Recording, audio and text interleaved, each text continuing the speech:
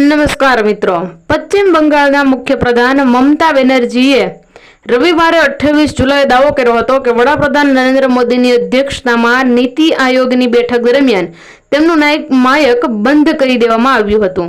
તેમણે દાવો કર્યો હતો કે આ બેઠકમાં તેમને બોલવા દેવામાં આવી ન હતી. સીએમ બેનર્જીના દાવાની તાકાત વિશે પણ સત્ય સામે આવ્યું છે. Press confirmation bureau fact check અનુસાર આ દાવામાં બિલકુલ સત્ય નથી અને તે ભ્રામક છે. તેનો બોલવાનો સમય પૂરો થઈ ગયો હતો અને તેને ચિહ્નિત કરવા માટે ઘંટડી પણ વાગી ન હતી. મૂળાક્ષરો પ્રમાણે મમતા બેનર્જીનો વારો લંચ ટાઈમ પછી આવવાનો હતો, પરંતુ પશ્ચિમ બંગાળની સરકારની અધિકૃત વિનંતી પર તેમને 7મા વક્તા તરીકે સામેલ કરવામાં આવ્યા, કારણ કે તેમને વહેલા પાછા ફરવાનું હતું. મમતા બેનર્જીએ શું દાવો કર્યો છે તે વિશે પણ મિત્રો આપણે જાણકારી મેળવી લઈએ, પરંતુ તે પહેલા જો તમને આવા જ મુદ્દા પર વિડીયો સાંભળવા ગમતા હોય તો અમારી ચેનલને સબસ્ક્રાઇબ કરી લેજો. તો મિત્રો, મમતા બેનર્જીએ શું દાવો કર્યો છે તે જોઈ લઈએ.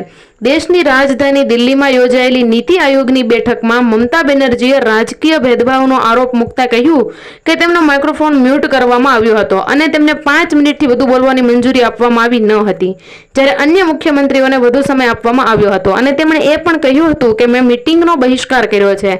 ચંદ્રબાબુ નાયડુને બોલવા માટે 20 મિનિટનો સમય આપવામાં આવ્યો હતો અને આસામ, ગોવા અને છત્તીસગઢના સીએમ 10 અને 12 મિનિટ બોલ્યા હતા. માત્ર 5 મિનિટ પછી મને બોલતા અટકાવવામાં આવી હતી. આ અયોગ્ય છે.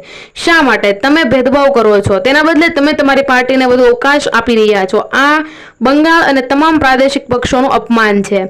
તો વિપક્ષના એકમાત્ર નેતાએ ભાગ લીધો હતો. વિરોધ પક્ષ તરફથી હું એકમાત્ર અહીં પ્રતિનિધિત્વ કરું છું અને આ મિટિંગમાં ભાગ લઈ રહી છું, કારણ કે સહકારી સંઘવાદને મજબૂત કરવામાં વધુ રસ છે.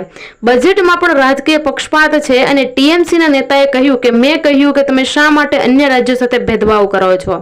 તે કેવી રીતે કાર્ય કરશે? તેને નાણાકીય સત્તાઓ આપશે અથવા તો તેને પ્લાનિંગ કમિશનમાં પાછી લાવશે? તો મિત્રો, આ હતું મમતા બેનર્જીના માઇક બંધ કરવાના દાવા માટેનું સત્ય. અને આ જે લખેલું છે કે દૂધનું દૂધ અને પાણીનું પાણી થઈ ગયું, તો એ મિત્રો સત્ય હકીકત હતી. તો આવા જ જો વિડીયો તમને સાંભળવા ગમતા હોય તો વિડીયોને લાઈક, શેર અને અમારી ચેનલને સબસ્ક્રાઇબ કરી લેજો. ફરી મળીશું એક આવા જ નવા વિડીયો સાથે. ત્યાં સુધી તમે તમારું ધ્યાન રાખજો, ખુશ રહેજો અને ખુશ રહેવા દેજો. જય હિન્દ, જય ભારત.